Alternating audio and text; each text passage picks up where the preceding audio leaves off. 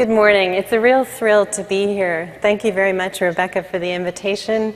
And I'd like to thank the ASLO office and the organizing committee for supporting my trip here.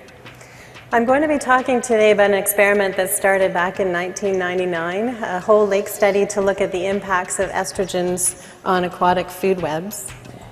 And this experiment really started when I was working with Fisheries and Oceans Canada. I moved more recently to the University of New Brunswick, so this really is a federal government experiment. And I'm going to say we a lot during my presentation, and we had a lot of people involved in this study, a number of whom you see in this picture here from the Freshwater Institute in Winnipeg. But we also collaborated with several federal government and university researchers as well. And so what I'll do today is present a snapshot, a brief picture of what we found during this experiment. I'll start off with a bit of rationale for why we did this study, what were we thinking back in 1998 and 99. And then I'll touch briefly on what we found or didn't really find with the lower trophic level organisms when we started adding estrogen to the lake. And I'll focus most of my talk on what we found in the fish populations, because certainly that was where the most interesting responses occurred. And I'll spend the first half of the talk talking about the effects, and then the second half talking about the recovery of the system, because we followed it from 1999 through to 2010. And then I'll finish my talk with some of my thoughts about what the results of the study mean for wild fishes living downstream of municipal wastewater discharges. So I'm sure all of you know the Experimental Lakes area is located in northwestern Ontario. It's a research facility that was set up in the late 60s for whole lake experiments. So it's located here in northwestern Ontario, and I'm from New Brunswick, which is on the east coast of Canada. And this research facility is famous for its high-impact science on acidification, on eutrophication, and on mercury additions, for example. And as a result of this research, it's really had a major impact on legislation and policy in North America and Europe. And it's just complete berserkitude that our federal government has decided to close its doors at the end of March. So why did we do a whole lake estrogen addition experiment? Well, really, we were motivated by some research that was coming out of the UK in the late 90s. And this is an example of a paper by Sue Jobling and her colleagues. And what they were finding is that for this common fish species, this cyprinid here, in some reaches of rivers in the UK, up to 100% of the males were becoming feminized. And what I mean by that is the males had smaller testes, they were producing eggs in the more severe cases, and many of them were producing high levels of vitellogenin, which is an egg protein precursor. So they were seeing a lot of sexual disruption in the male fish in the rivers. There were a number of follow-up studies to try and identify what it was in the wastewater effluents that was causing this problem. And through a number of targeted field and lab studies, they eventually showed that it's the estrogens, the natural estrogens that women excrete, as well as the synthetic estrogen used in the birth control pill that was causing this feminization in male fish. So was this just a problem for fish in the UK? Well, no. This work in the UK motivated a lot of work in other parts of Europe and North America. And these are some examples of some media coverage of research that's been done here in North America. We know that there's a number of rivers in Western Canada that have intersex fish. We also know here in the US that there are a number of systems where bass have this intersex condition. And as well, downstream of Montreal, there's high levels of estrogen inputs. And this is an example just to show you how severe the intersex can be. This is a green-sided darter. It's a common species in the Grand River in southern Ontario. And this is a male that was collected in the springtime, and you can see the testicular tissues here in white, and then these yellow blobs, those are early stage eggs that are being produced. So in some cases, the intersex condition is really quite severe. And in this case, in this section of the river, 60% of the males had these ova testes. So when we started thinking about this experiment, there were some knowns. We knew that estrogens were being linked to the feminization of male fish, but we didn't know what that meant for the fish populations. So can these feminized males still successfully reproduce, or is there going to be some impact on the sustainability of the fish populations? We also didn't know a lot about how estrogens affect lower trophic level organisms. So these are the two main objectives of our experiment, but particularly looking for what it means for fish populations. And we decided to use a synthetic estrogen that's used in the birth control pill, ethynylestradiol. The reason that we chose it is because we knew it was linked to this feminization of male fish, but we also knew that you could add it to water at very low parts per trillion levels and cause fish to produce this vitellogenin. So they take it up through their gills, it travels to the liver where it causes transcription and translation into these egg yolk protein precursor proteins, egg yolk protein precursors. And that then is supposed to go to the ovary to mature the egg. But for males, when you see vitellogenin in their bodies, that means they're getting exposed to exogenous estrogens. We also knew that it's acutely toxic at milligram per liter levels, so there's a really big margin of safety there where we could add it and have estrogenic responses but not kill off the organisms in a very short period of time. And we knew that EE2 was more persistent in the environment than the natural estrogens that women excrete. And we also felt that it was a model estrogen because it acts in a very similar way to the 17-beta estradiol that women use to control reproduction. So we felt that what we saw in this experiment could be extrapolated to other estrogens in the system. This is our experimental lake, Lake 260. We chose it because it contains the Fathead Minnow, which is basically the white rat of the toxicity world. It's very common in lab studies, and we knew a lot about how it responds to estrogens. We also wanted a top predator, and in this system we have lake trout. The system itself is about 36 hectares in size, a maximum depth of 14 meters, and it has one inflow here and one outflow here to a lake that's about 60 times bigger than itself. So here's our study design. We started in '99 and 2000 with some collecting background information on the lake. What are our numbers of zooplankton, algae, phytoplankton, or bacteria, fish, invertebrates, benthic invertebrates.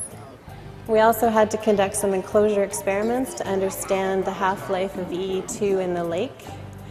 And then in the spring of 2001 till the fall that year, and then again in 2002 and 2003, we added EE2 to the lake to achieve our target concentrations. And as you'll see shortly, right away we started to see effects on the fish.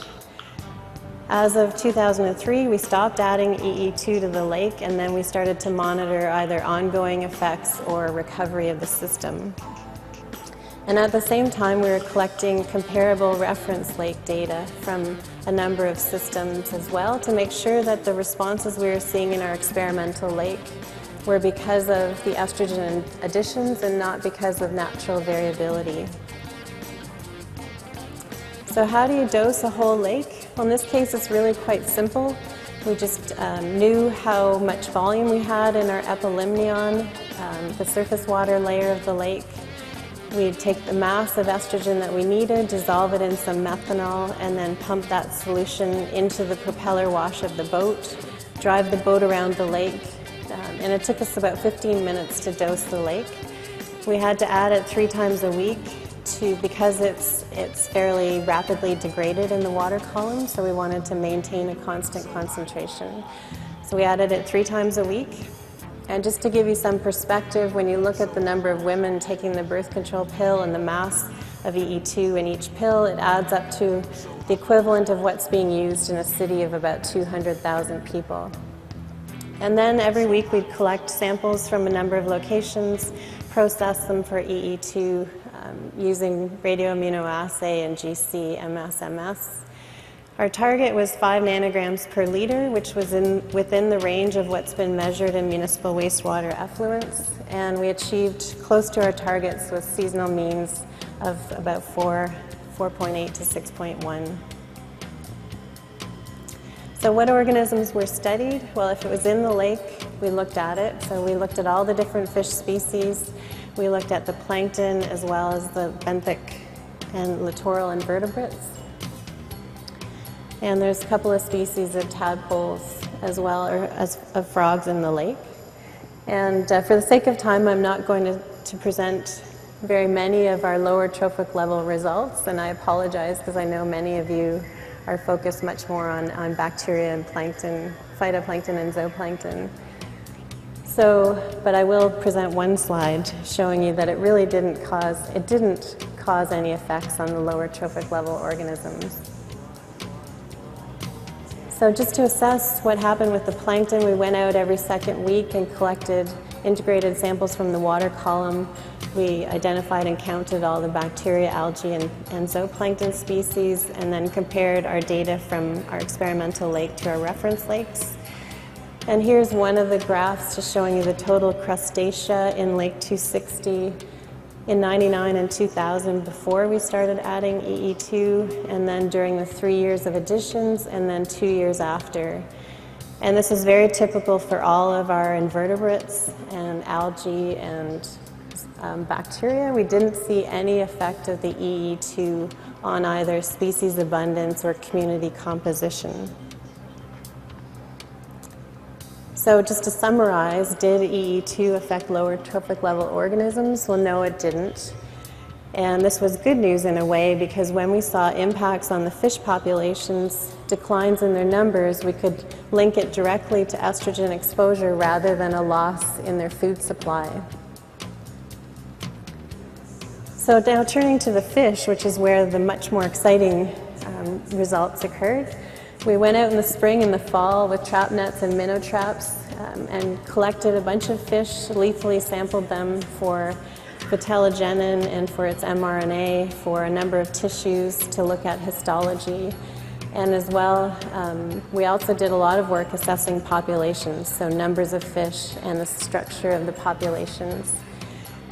Today I'll talk about vitellogenin, some gonad histology, and then the population size, structure, and abundance, and focus just on the fathead minnow. And this is a species where we quantified the populations using catch per unit effort, which is basically numbers of fish caught per unit time. So what happened to the fathead minnow? Well, this is a short-lived fish species, typically matures about the age of 2, and then spawns once and dies off after spawning. It's our smallest bodied fish species as well. And here are the results for the vitellogenin. So the top panel are the males, the bottom panel are the females, and the white and the hatched bars here, those are our reference lakes. The black bars are experimental lakes. And these are fish that we collected in the spring and fall for a number of years, both before and during our estrogen additions. And you can see this first bar, those are males that were collected about 7 weeks after we started adding EE2 to the lake. So you can see that right away they responded at the biochemical level by producing much higher levels of vitellogenin than we would see in our reference fish. And we saw the same thing in the females, where they too also produced much higher levels of vitellogenin than is normal at that time of year. What happened to the female's ability to develop eggs once they started being exposed to EE2? Well, this is what a normal female looks like in the spring just prior to spawning. So her ovary is full of vitellogenic eggs. And this is what a female looked like after a year of EE2 exposure. So we saw much earlier stages of development for the ovaries. The eggs are much smaller, you can see. These are at the same scale. And so it's clear that not only were the females producing much higher levels of vitellogenin, but their ability to develop their oocytes was also impaired. How about the males? Well, this is a cross-section of a testes taken from a male in the spring, again right prior to spawning. And at this time, they have well-developed spermatocytes, tubule lumen as well. And this is what a male looked like after a year of EE2 exposure. So a lot of fibrotic tissues, delayed sperm cell development. They were all at the spermatogonia stage. Much smaller testes as well. And basically a lot of chaos in the tissues. And then 3 years after we started adding the estrogen, we also saw this intersex condition that I mentioned. So the presence of early stage eggs in the testes of the males.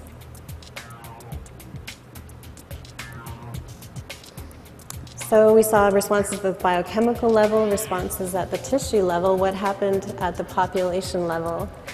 Well, this is a size frequency distribution of fathead minnows collected in the fall. So this is after spawning.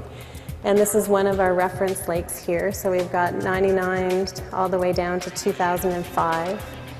The white hatched bars, those are the fish that were spawned and hatched that year. So those are the babies.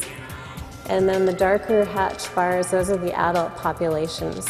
So we use the size frequency distribution to look at the strength of the young versus adults in the population. And you can see that some years the proportion of young is lower than others. And this is very typical for these kinds of small-bodied fish. They have good years and they have bad years for spawning. And within each of these panels, you can also see our catch per unit efforts as well. And you can see again that some years they have higher, better production than other years. Our catches are higher. And that's probably because of food availability and temperature. So what happened in our experimental lake? Well, here it's the size frequency distributions for the first 2 years before we started adding EE2. And then these are the 3 years again in the fall. So the first fall we had really good recruitment of the young. And the second fall and the third fall we lost the young fish. So there was a reproductive failure in the population, and the remaining adults just started to become, they just probably because they were surviving longer, they just became larger over time. Their median size increased. And you can also see that our catches started to go down. And when we went back the 2 falls afterwards, we had a near extinction of the fathead minnow from the lake. So our catch per unit efforts were really low, and there was just a handful of fish remaining in the system. So why was there a reproductive failure? Well, it's difficult to know. It could be through a number of different mechanisms. We know that their sperm cell production was delayed. We also know that they weren't, fathead minnow guard their nests, the males do, and we know that this behavior was impaired when estrogen was added to the lake. We also know that they became less male, so this is a normal spawning male, and the EE2 exposed males lost their bumpy noses, which is a secondary sex characteristic, and some of the banding. So they became much more externally like females. And we know that they produced fewer eggs. The eggs were at an earlier stage of development in the nests. And there was also probably lower survival of the larvae. So is the birth control pill an effective form of contraception for wild fish? Well, we certainly showed that it can impact the numbers of fish in the lake, and it can be as effective a form of birth control as it is for humans. So the implications for wild fish, well, we certainly saw a population crash at 5 to 6 parts per trillion.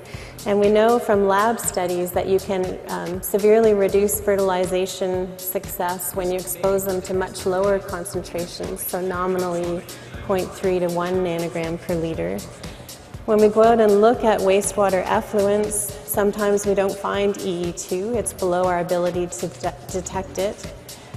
Sometimes it's below about 8.5 nanograms per liter, so occasionally it's a bit higher. And then when there's been a number of studies looking for EE2 in rivers downstream of municipal wastewaters, like this one by Colpin in 2002, and in 4 streams in the US, they did see concentrations of EE2 above 5 nanograms per liter. So it does occur, that individual compound does occur above a level that we know can cause population crashes in our streams. And right now there are a number of governments that have either implemented guidelines for EE2 or are voting on some guidelines. And so, for example, the BC government has implemented a guideline of 0.5 nanograms per liter. And the European Commission is considering one that's much stricter at 0.035 nanograms per liter. But I want to point out that effluents are not just EE2. We know that they're a mixture of estrogens from natural estrogens that women excrete, also a number of synthetic chemicals that can act like estrogens in the body. And also we know that there are anti-androgens out there. So this feminization we see in wild fish is really from their exposure to a mixture of estrogenic and anti-androgenic chemicals. So what happened after we stopped adding EE2 to the lake? Did the population recover? Well, these are long-term vitellogenin data from Lake 260 in the black, and then our reference lakes in blue and red. So again, we've got the pre-addition data, and then during EE2 additions, you see very high concentrations of vitellogenin in fish collected in the spring and the fall. And then, because of the population crash, the first time we went out to sample the fish was in the spring, or the fall of 2006 and the spring of 2007, so 3 to 4 years later. And you can see that the vitellogenin concentrations went back to baseline. So given enough time, the estrogen that we added to the lake was degraded, and as a result, the fish weren't getting exposed to EE2 anymore. What happened to their ability to develop eggs? Well, these are slides that you've seen already of the normal female and then the EE2 impacted female. And this is what a female looked like in the spring, 4 years after we stopped adding EE2. So they've clearly recovered their ability to develop their oocytes. What about the males? Well, again, these are the same slides that you saw before, of the delayed sperm cell production and the intersex. And this is a cross-section of a testes from a male, again collected 4 years after we stopped adding the EE2, and all the sperm cell development is back to normal. So what happened at the population level? Well, you saw this graph as well with the declines in the population during our second 2 years of EE2 additions, and then the ongoing decline for the 2 years after. And then, amazingly, in the fall of 2006, this is what we saw, was a complete recovery of the fathead minnow population. There must have been a lot of mood music in the lake or something that year, because the fathead minnow that were there had a really good time. And you can see that our catches went way back up. It was really, really impressive. And so the question I get a lot when I show this graph is, well, are those fish actually from within the lake, or could they be immigrants from upstream or downstream systems? So that's what we've been investigating the last year, is the genetics.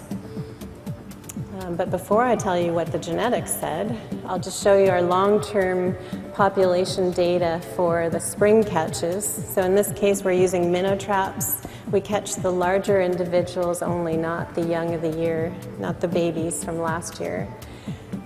And on the left side, those are all our data for Lake 260, and on the right, these are data for one of our reference lakes. And the numbers in the panels show you the numbers of fish that we caught over a 10-day period each spring. And it shows the same kind of pattern as you saw before, where we just start collecting a handful of fish after the EE2 additions, and then they start to rebound, and they're back to pre-addition levels. And also you can see a shift here in the median size of the adults that we don't see in our reference lake as well. But that's back to normal now for the last 4 springs. So are those fish that have recovered, are they from immigration, or are they actually from an amazing year of reproduction within the lake? Well, we know that there are beaver dams both upstream and downstream, so physically it's very difficult for the fish to immigrate from those systems. But that's not proof enough, obviously. So what we did is we went back to some archived tissues that we had from before EE2 was added, and compared those, the genetics of those fish to the ones, to fish that we collected after the lake had recovered, so post-recovery samples in 2010. We also did the same kind of analysis for other lakes, especially the downstream lake. We ran some genetics on those fish as well. And we looked at 12 microsatellite loci of over 450 individuals. And this is the graph of what we found. So based on those microsatellite loci, there's genetic assignments that were done with this frequency-based test. And basically what it's saying is the closer the dots are, the more genetically related they are. And here, the green squares and the pink diamonds are all the pre- and post-collapse fish from Lake 260. So clearly, from these results, we see that the fish that recovered in this lake are from the original remnant population. They're not from immigration from upstream or downstream. This is the population from our downstream lake. There was no fathead minnow in the upstream lake, so that was an impossibility. And these are the pre and post fish from two of our reference lakes here. So again, there was no shift in the genetics. So it basically told us that the recovered population was from the remnant one based on the genetics. And there was a slight change in the allelic richness of the population, which suggests that there was a bit of a bottleneck, but it wasn't a severe bottleneck, or at least one, maybe we weren't able to detect it in the time frame of our study. So just some conclusions and implications for wild fish is that we didn't see any effect of EE2 on lower trophic level organisms. And it's not a surprise because invertebrates don't use estrogens like we do to control reproduction. However, we did see that very low parts per trillion concentrations of EE2 can have a very profound effect on the fish populations. So right away, they started to produce high levels of vitellogenin. They had delayed sperm and egg cell development, and that led to a collapse in the fathead minnow population. So in this case, we're showing that estrogen inputs from municipal wastewater effluents can affect the sustainability of fish populations. And the good news is that once we gave the system some time, the estrogen broke down, that the fathead minnow population was able to recover. So what affects the sensitivity of organisms or ecosystems to the estrogens in municipal wastewaters? Well, certainly organisms are much more sensitive if they use sex steroids to control reproduction. So vertebrates are much more sensitive than invertebrates to these kinds of chemicals. If they're unable to escape from their exposure, if they reproduce only once, like the fathead minnow, there's less buffer, less resilience within the population. And also if there's no ability for any immigration from either upstream or downstream. So those are some of my thoughts about what determines organismal level sensitivity. And the ecosystems themselves are more sensitive, certainly if there's very little dilution of the effluents in the receiving waters, if there's poor or maybe no wastewater treatment. And then in Canada and parts of the US, I guess, that we know that EE2 and other estrogens are much more slowly broken down in cold temperatures than warmer temperatures. So in the winter, those impacts are likely more severe. So does this mean that women should stop taking the birth control pill? This is a question I get asked often, and definitely not. The answer is a much better wastewater treatment because we know that the more you treat the wastewater, the more the effluents are removed. And there are definitely effective ways of getting estrogens out of municipal wastewaters. So what about effects on humans? What about the researchers that I worked with during this whole lake experiment? Was there any effect of the EE2 on them? Well, this is a picture of Tristan. He was a summer student with me for 2 summers during the additions. He's a very macho guy, loved to ride ATVs. And I heard from him last fall, and this is what he looks like now. Complete sex reversal. What about the male scientists? Well, unfortunately, it looks like exposure to EE2 later in life doesn't completely feminize you. I think you might know one of those researchers, so please don't tell him that I have a picture of him in my talk. I just wanted to end by saying that tomorrow there's actually a launch of a report I've been co-editing we've been working on it for the last couple of years. And what it is an update of a 2002 document that the World Health Organization and the United Nations produced on the state of the science on endocrine disruptors. So certainly what I talked about today is one example of how chemicals are affecting the health of wildlife. And this particular report that's coming out tomorrow talks a lot about the chemicals that humans and wildlife are getting exposed to and some of the very sobering trends that are happening in terms of diseases and disorders of the endocrine system for humans and wildlife. So if you're interested at all in this issue, I recommend checking this report out.